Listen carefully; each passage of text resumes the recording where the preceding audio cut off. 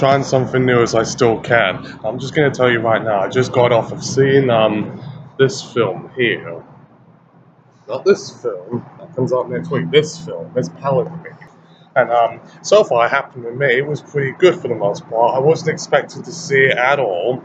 It wasn't on my anticipated list. When I saw the first trailer, I was like, this is okay. But for the most part, I thought, the jokes and the scenery set in Wales, it's not necessarily a location that you find for a lot of Hollywood films. And, the Tim Burton aspect, it's quite creepy and dark. The sword feet thing you would see in Edward Scissorhands and Corpse Bride, which is some of my favourite films from him. And for the most part, the story is about a kid who has to go through this sort of time travel premise that he bought from his grandfather, that he learned about, and he meets all these kids that were from World War II setting over in Wales, and it's like an orphanage for children who have superpowers. Essentially, what they built it as was X-Men for kids as some sort of way, and it definitely passes that test, but this has more of Kingsman type elements, and I love Kingsman. That's my number one favourite film of 2015. More so than X-Men. I don't care about what Marvel does, except on a few instances. But for the most part, the main criticism I have is that the premise and the storyline is a little confusing.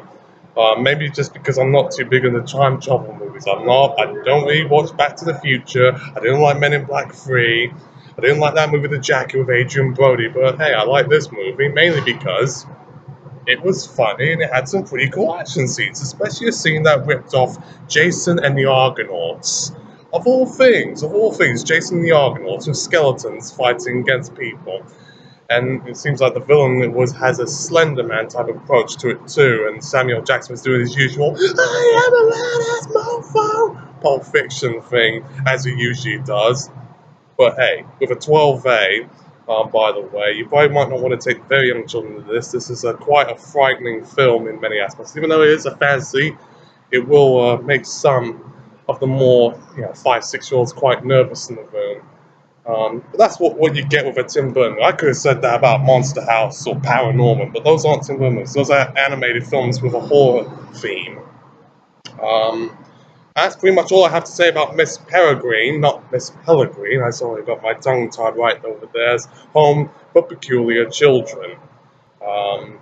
We'll see if I put it on some list or something, but for now, I'm content with what I have. I thought it was better than Dark Shadows, and it's definitely a lot better than some of the other stuff that he's done, like Planet of the Apes and Alice in Wonderland remakes, which were terrible.